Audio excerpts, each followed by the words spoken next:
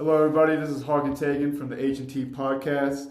And today I just want to talk to you, Tagan, about how technology has evolved in the sports world in the past, 50 years, in the past years. It's crazy to think that new technology is evolving like every day. Like we have the iPhone was just released in like 2007, and now we have an iPhone with 3 cameras, like AirDrop, all this fancy stuff. And how does like technology impact like our sports world? Okay. That's what I kind of want to talk about today. Heck yeah. Let's jump right into it. I think the first thing I think we want to talk about is let's talk about smart stadiums and like the new age stadiums and the features that they bring for the fans. Mm-hmm. Yeah, I mean, on overall, like how the fan experience has changed in the past years, with just because sports entertainment, like the sports industry, is one of the biggest entertainment industry, I think. For sure. Like they bring a lot of income in, all that stuff. But like for example, like digital tickets, Yeah. you can easily buy tickets on your phone. They have a whole bunch of apps on your phone that you can trade tickets. You can see where your ticket is viewed, like the viewpoint of it, where like the stadium seating, and also when you buy the ticket, it also shows you like where your seat is in the stadium and all that stuff too, which I think is pretty cool. Yeah. But overall, just the fan experience has changed over the last years. Like for example, like the Clipper Stadium that just got built. Like if you want to speak on that. Yeah. So the Clippers, they are building a new stadium in Inglewood, California, and it's supposed to be completely like state of the art. They have this thing that they call the wall. And what they do is it's only like you're not allowed to wear opposing team fan gear there, and you can only cheer for the Clippers. So it's like basically just going to be this big like intimidation factor and like home court advantage thing for the Clippers. And the way that they've used technology for that is they have seats that can track how long you're sitting in the seat and how long you're standing up and like how loud you're cheering and things like that. Like just crazy. Like I had never heard of anything like they would be able to do that before, and I thought that was like a really neat thing that they could add incentives. Like their owner was talking to the media, and he said that they would give like bonuses in like the team store and stuff for like they could like record you because you get season tickets for it for your seat, and they would give like basically kickbacks if you are a good fan for them. They kind of reward you in the team store and like all the online store and stuff, and I thought that was really really cool. Yeah, and overall, and then just how the stadiums are built today too. Yeah. Like, what's the stadium down in Las Vegas where the Raiders play? I forgot. Allegiant Stadium. Allegiant, yeah. Yeah, and like I was seeing a whole bunch of like TikToks and Instagram reels about that stadium, and it's more like you're not there just to watch sports games. Like that's the main point. Yeah. But it's also like you're there. Like they have a whole bunch of good food. The food is ridiculous. Like there's like augmented reality in sports stadiums. Like for example, at the AT&T Stadium in Dallas, where the Dallas Cowboys play, they have like little kiosks that you can interact with players and you can take pictures with players, and it looks like you're actually standing with the players, which I think is pretty cool. But also like whenever you sit down, you can order food to your seat if you sit closer to the court, and it just makes like the fan experience overall better, I think. Yeah, I agree with that, because then it's like, you're there to watch the sport. Mm-hmm. If you have to, like for the food example, if you have to get up and you have to go wait in those wait in the huge lines and stuff, it takes away from watching the actual game. So I think that's great. Order your food in. Like even people that do it and go to halftime, mm-hmm. they're usually not there by the time the second half is starting for basketball. They're still out in the hall waiting in lines. But if you can get everything kind of brought to you with the new technology and options that they have in there, it completely changes the things that are available to you in the stadium. Yeah, I think that's pretty funny, because I feel like every time I go to a sports game, once it hits halftime, if one person's leaving, you're like, hey, can you go, mind getting me a hot dog or something like that. There's always something, you always try to mooch off that person that's leaving, because you don't want to leave. Yeah, exactly. You want to stay in your seat. Yeah, that's what I'm saying. So it's perfect for the fan experience and all that stuff. But also, another thing that's changed is medicine and equipment today. Sports medicine. And what do you think, the players in, the 80s and 90s? Imagine if we had, Michael Jordan today. Yeah. Or, I don't know, just someone that had access to today's equipment, today's medicine. Well, do you think they'll be, just as good as, players today, keep up with the records? Because I know there's a lot of records in the NBA. Yeah. That are getting broken because, players are finally breaking them, and I think that's a big factor because of the medicine we have today and the equipment we have today that are helping players succeed in like their sports. For sure. I'm not really a big fan of hypotheticals because like I feel like you have to judge players off of the era that they were in because of course like they would benefit from the technology, but I mean, say they had that technology back then, what would it look like today? You know, because it would only get better, right? That's a good point. But I mean, just for like the sake of the argument, kind of, I mean, heck, it would make them so much better. Like the shoes that they were playing in, like it. I remember they were saying that the Jordans, like everyone loves the Jordans. It's pretty well known that they're a horrible shoe to play in. They actually made Michael Jordan's feet bleed. Really? When he would play in them, yeah, they would make his feet bleed. That's crazy. Because they were so uncomfortable. And like just like something simple like that, like. So another thing. Speaking of also like uniforms too. Yeah. Like I don't know, it's whenever I play like NBA 2K, like the game. And you know, you see like these old players like Larry Bird or something like that. They're wearing like short shorts, you know, and like Converses. Yeah. Which is Converse is crazy. Like I don't know, I hate wearing Converse. I feel like they're too narrow. Yeah. And it's crazy that they used to play in shoes like that. Right. Like for example, like today, my mom's like a huge runner, and there's actually like there's a whole bunch of shoes that are banned from like you know sports organizations because they benefit the player too much. Right. Like for example, like running, there's a Nike shoe. I think it's called like the Flyknit, but basically it has carbon fiber in the sole and it helps you like lift off. So there's like a video online where you look it up and they like bend the shoes and the acceleration, like the pop and the acceleration off the shoe, it just launches across the room. So it's just crazy how much like technology is benefiting players and stuff like that today. And another thing that I don't think we've touched on is like even transportation, because like you know in years past the NBA more specifically was not like a super high revenue league, like it was just kind of getting started, like not a ton like big fan base. The teams they would either drive by bus to some of their closer games or they would like fly commercial. And now every single team, like they all have their own private planes, you know, they get to places faster. They don't have to worry about, you know, the things that like, they don't have to worry about other passengers, you know, it's just them. Yeah. It's just them. And I think that's a huge benefit because your planes are getting there faster. You're allowing your players more time after the plane, you know, to adjust to the new time zone or altitude, things like that. Oh yeah. It's crazy. Yeah. And that's like, you know, it's kind of funny to see like players like, I know for example, like I think this NFL season, like the Chiefs were playing the Miami Dolphins in Kansas City. Okay. And Kansas City like was like it was a blizzard that time. So it's crazy for you know people that are used to Florida to come all the way up to Kansas City, and I think they got there before you know to get their bodies ready for the game and like just the atmosphere and all that.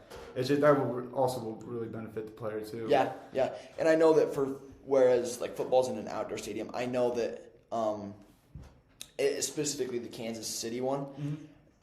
They have massive like heating things that heat the field and like the sidelines, so the sidelines don't get as cold as the air because that's generally like a really big problem because athletes don't perform as well. Like you know they start to get super cold because like everything tightens up, and so I know that they like on the benches and stuff they have this like technology basically that keeps you warm. Like they've got the big like heated coats. Like I don't think until like maybe the last 10 years or so. I don't think that I ever saw anyone wearing like one of the battery heated coats. Have you seen those? Oh yeah. That like keeps you warm even like no matter how cold it is because like it's its own little cocoon kind of.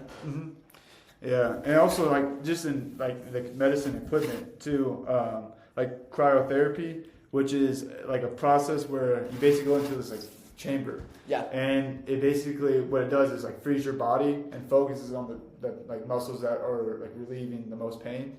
So for example, like it just freezes your body and makes your body like recover faster for like better. It helps you with better sleep, muscle recovery, chronic pain, weight loss, and treats some cancer too.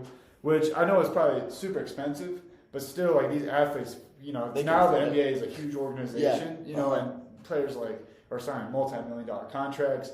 These players are probably gonna or more likely to spend more money on their body and stuff like that because that is their job, you know? Right? Exactly. Is to maintain a healthy and stable body. So that's another thing to think about too. It's been widely reported that LeBron James, who's one of the most durable athletes of this current. Well, I don't know if you can even qualify him as this current generation. Yeah, he's almost 40. He's getting old, and he's almost 40. Exactly, like and Tom he's still Brady. balling out. Yeah, Tom like, Brady, exactly. Like these people are super old, And they Old, spend so much money on like their diet and also B, their recovery. And now like with teams specifically, like in the 80s, 90s, they didn't have like strength and like conditioning like coaches, or maybe they had one. But now almost every single player has their own, like personal chef. Oh, they like makes them their own food. They have their own personal trainer that's like has a degree in like sports medicine, like things like that. It's just totally new that benefits players now than so much more than like players that didn't have it back in the day. Yeah, 100%. Yeah. Sorry, let's get into injuries too, because I mean injuries will always be a big part of sports. I have a specific one I want to talk about. Kevin Durant in 2019, he tore his Achilles in the NBA Finals, and everyone was talking about how like an injury to an Achilles is like almost career ending. There's been so many players in the NBA that have torn their Achilles because it's like the strongest tendon in your body, and it connects, like it has everything to do with running, right, and jumping. Anything that like propels you forward, the Achilles is like one of the biggest parts of it. And so when he tore his Achilles, they were like, everyone was saying like, is he ever going to be able to return to like the superstar that he was before? And you said this was during the playoffs, right? Yeah, this was during the finals, which is crazy. Like that's like the biggest. Yeah, biggest stage of basketball, easily. And like he missed about, I think it was almost a year. It may have been like exactly about 12 months that he missed. And when he came back, everyone was like, okay, like he's not going to be the same player. Like, be expecting him just to not be as good as he was. And actually his stats have all improved from that. Yeah. And I was looking it up. There's been multiple other players that have torn their Achilles. And like Isaiah Thomas played for the Pistons. He tore his Achilles, career ending immediately, just because they didn't have the technology like for the surgery to fix it, and also for the rehab. And that's something that helps athletes today, is that when they get injured, they're not injured as long, and when they get injured, it's easier to fix. Oh yeah, and that's another thing too. They're not as injured as long. Like they're just maybe, I don't know. Like it depends on the injury, right? For sure. But of course, like that's just crazy that just the recovery time has just improved so much. And it not just athletes alone, just like everyday people. Like just the technology today is crazy. Like which I don't know. It's just crazy to think about how. Yeah, I totally agree. How much that's improved. I think we ought to let's get into less about the players and more about staff and like the way the technology affects like refereeing and coaching and things like that. Oh yeah. Well, I think like overall, to help, it's part of like fan experience. There's cameras, there's high tech cameras. I would say all over the stadium. Like for example, like Lucas Oil Stadium has around 31 cameras, which doesn't seem like, that's kind of like, I was kind of surprised by that number. But if you think about it, like these cameras are probably like thousands of dollars. Because, back in the 80s, 90s, they were just, they were watching on a microwave, like it wasn't really, you couldn't really tell where the ball was. And today they have like the NFL. Have you ever seen like the 4K cameras that get close up, and it's just like the players like in the middle of the shot, and it's blurred out the background. So like watching that, it makes it more intriguing for like the fans. For sure. And it just makes like just the fan experience and the viewership all good. Also about like for challenge calls, instant replays, like there's cameras everywhere, like microphones everywhere. Like when you're watching the NBA, like at the hoop, there's a microphone at the hoop to pick up that sound that they play on the TV. That makes you feel like you're at the stadium watching it, and with the fans yelling, microphones around the stadium, it just overall improves the fan experience too. Yeah, and back on that, kind of with the cameras thing, is like, when's the last time that you've seen like a basketball game or a football game where there was like a close call that like they're disputing or whatever, and when's the last time they didn't have like the perfect angle to see exactly what happened? Like that's something that's totally different from the way it used to be, because it was just you had to rely on the ref. And I mean, refs are human, like they make mistakes, so it's been awesome to be able to have like video evidence, like they can slow it down, like they can slow it down and then stop it right where like the last point of contact was to see who it was out on, or to see if like he had possession of the football before he went down, things like that completely change the way the game is allowed to be played, because you're not just relying on a ref that has only his perspective. Yeah, and I know there's usually like three, or like for basketball there's like what three refs I think. I think there's three. Three refs around. 3 for every game, and I think it ups it to 4 during the playoffs. Mm-hmm. Which is like, there's no such thing as a perfect game. Like I used to ref like third grade basketball back in the day, and like I hated refing because I'm not really like, I hated, you know, dealing with the parents or dealing with coaches because you can never call like a perfect game. Exactly. No matter what you do, somebody's going to be upset. Yeah, there's definitely someone's going to be upset, and also like, but sport, like part of the game is the ref. You know, they decide like, if that was a foul, you know, and will there ever be a like time in history, like a time in the future about if AI or like if technology could detect, you know, if that could be a foul, if we could have like automated refs? Do you think that would ever be something like that, or do you think that's way too like advanced for us?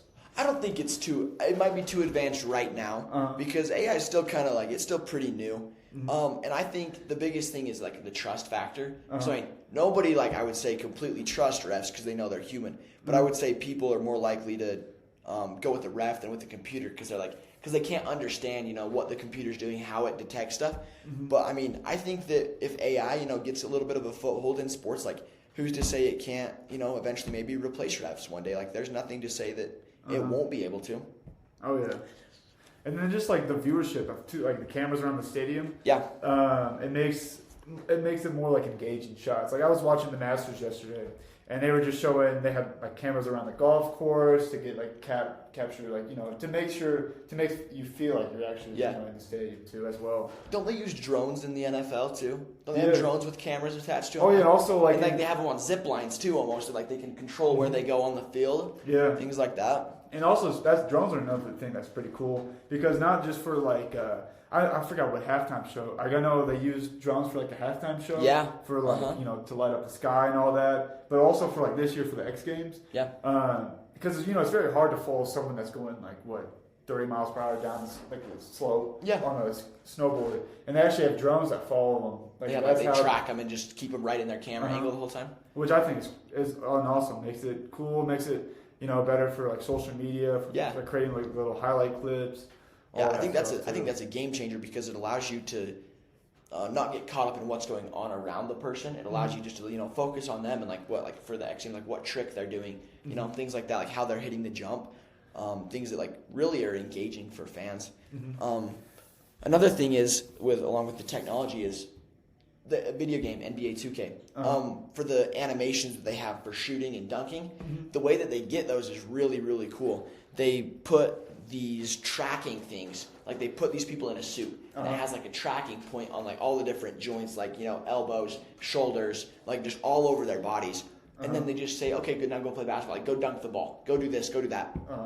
And the trackers keep track of exactly how their body's moving, and then they can just upload that kind of like suit into NBA 2K. They just add a face to it, and then you can make anyone do that exact animation, like 360 dunks, like in between the leg East Bays. Like, it's really cool the way that they do that. Yeah, speaking of like 2K, I know what 2K also does is like you have like a My Player, you know? Yeah. So basically you just go through the league, like if you were like a 2K player or whatever, like an NBA player, and you can like scan your face, and it puts like your face on the guy's like in the video game, which I think was just kind of creepy too, because you don't know where where your face can end up, you know. And but it just overall improves that experience too. But do you think this is a question that just came up across my mind? But do you think if we didn't have the technology as today, do you think sports would just be would you think sports would be just as successful as they are today if we didn't have this technology? Like if we still had the technology from the 80s and 90s, would you think players would sports would be still like this big entertainment thing, if you know what I'm saying? I understand. That's a really good question, actually. I don't think I've ever thought about that before. But I think that technology has definitely helped because it allows for people to be engaged that may not necessarily follow it as much. Like they have celebrities and stuff that go to the NBA games, and so like sometimes they're those celebrities' fans will get into it, and I think that that's something that wasn't really a thing before, but like because of social media, especially in that technology, it allows for a much wider variety of people to view the game, because like you don't have to have a streaming service, or you don't have to pay for a streaming service to like see the highlights that the NBA posts on Instagram. You know, like they post things that you can't get. Like obviously you don't get the whole game, but you get like highlights and stuff, and I feel like that's what draws a lot of the fans. So to more specifically answer your question, no, I don't think sports would be where they are today if it weren't for the technology that we have. I feel like it would. I mean, it'd probably be a little bit bigger, but I feel like it would slow it down a little bit. You know, like it wouldn't be moving as quickly. One thing that I think I noticed throughout, like, just I think sports nowadays are more like connected with like celebrities, for example, like Taylor Swift and Travis Kelce. Like for example, like the Super Bowl. A lot of people watch the Super Bowl because of Travis Kelce was playing, and he's dating Taylor Swift, a popular singer. So a lot of fans watch that just to see Taylor Swift, because they showed her like 8 times, and people in the sports world were getting mad that they were showing her and taking away from the sports games. But I think like sports really like has grown with technology. Like 100%. Like technology has totally made sports what it is today. I think for sure. Like with making highlights on Instagram Reels. It's faster to spread information. Like, oh, look at this sick dunk I saw yesterday. Yeah. Or, and it just makes it more intriguing for the fans, I think. And even with the media side of it, with news, with social media, news of everything gets out there so much faster, like trades, injuries, things like that. And something that kind of goes into that is sports betting a little bit. That technology has changed a lot, because with the sports betting, you can bet like players' unders and overs, like of their points, like pretty much almost every counting stat that they have, you can bet on, and that wouldn't be possible without the technology to to see where they're shooting from, like if it's a 2, if it's a 3, things like that. That I think have improved the fans a lot. Well, sorry, let me say, I think they've improved the interest in fans, because you're watching out there, you're trying to make money, you can make money off this athlete a little bit, and I think that has helped out with the viewership a little bit as well. Yeah, especially for like even coaching too. It's not coaching. Like every time you see like the sidelines, they always have like a tablet or something. They're like, do this, do that. Yeah. And for replays too as well, like watching, like they, the commentators draw on the screen. Yeah. And I just show and give like just educate people on like the world of sports and like how sports are played and all that, which is pretty neat, I think. Yeah, I think it's great. It definitely will help like watching film. And just overall helps the team and players' performance together. Yeah, with the watching film thing, I think it's amazing. They have, it's not even people. They have like a tracker, they use cameras to track where people are shooting from, and like coverages that they're being thrown at. So NBA teams, they can say like, okay, so let's say this guy's dribbling to his right and he pulls up. He's shooting 43% from there. But if we can force him to his left, he only shoots like 30% from that side. So they throw that into their scouting reports, like make this guy go to his left because he doesn't make the shot as often. Crazy things like that goes into coaching and game planning and scouting reports that they did not used to have. It used to just be kind of a feel thing for defenders, where now they can use stats and film to show what they're trying to explain to their players. Yeah, and also recruiting efforts too. Like for even technology has made us more informed about other sports and other players. Yeah. Like for example, like Caitlin Clark. People have a lot of people know who she is because of sports, because of the technology. They know she's done from just information sharing about her online and stuff like that. But also for high school athletes, they make films, edits, and send it off to college, players to see how they play. Instead of them, traveling all the way there to watch them play, it's easier to send. Yeah, it's easier to send out a videotape of things that your highlights, what you can do, things like that, than having to get a hold of the scouts or just look at their stats. Yeah, it doesn't exactly. Really, it never shows the whole picture. Yeah, 100%. And I think that technology has really augmented the game. All sports, not just any certain game, but I think that it's just completely changed or tweaked it a little bit, where it changes the way you look at it. Yeah. You know what I mean? A lot of the leagues now, they're changing a little bit to where they're trying to make it more fan interactive. So for a lot of people, for the people that like the NBA, They are like, they don't like the games to get up to like 130, 140 points because it feels like, nobody's playing any defense. But that's what most of the fans want to see. So that's what they're kind of catering everything to. But I think overall, I think the technology has just, had a really, really big impact in a positive way, I would say, on the sports and the way that they allow fans to interact and be a part of it. So in the next, what would you think the future, what would you think the peak of, or the future of the sports would look like? I personally think, will there ever be a day where it's just like a hologram or something, and you can just watch, it. Oh, or I see. Or the Apple Vision Pro. It's VR. Is there any where you're what will be the end? It's kind of like an up in the air question. True. But with all this technology coming out, like the Apple Vision Pro, VR, will there ever be holograms, for the view watching the game, which I think is crazy to think about. What is the end? I mean, that would be amazing. Can you imagine you wouldn't need to buy the courtside seats if you could just, pop on your virtual reality thing and you could just watch the game like you're courtside. I feel like that would be amazing. To be honest, I don't know what the end is, because I feel it could be so many different things. They could go so many ways with it. Because you never know what's possible compared to what they'll actually implement. But I think things like that would totally generate revenue, because you could get a little bit of a kickback for people that download your specific app, let's say on the VR, to go watch the basketball game. And I think a hologram thing would be, I mean, I don't know if they would ever I don't know when that technology would become available to the public, but I think that would be a really ingenious way to show the game, because it'd be on this table right here, it'd be you could watch the players running around on this little table. It'd be you could just pick them up and it's stuff. It's a little chess game. Yeah, exactly, a little chess game, but for sports. But it's just crazy because, and what is the future of technology too? Recently we just had AI come out. When I was a little kid playing with my Matchbox cars, I would never know, that all this technology is coming out, and it's just crazy the world we live in today. Yeah. How we, work on homework, how we just live our everyday lives, and how technology has impacted that as well, and especially in sports too.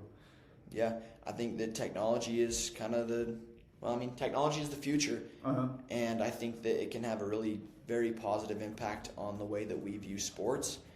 And I think that technology is the way that sports are going to be focused going forward. Yeah, well, I think we're about to run out of time here, but I appreciate you talking with you, Tegan. It was really interesting to hear your takes and views about technology and sports today. And I really had a really fun time talking with you. So, yeah. Appreciate you.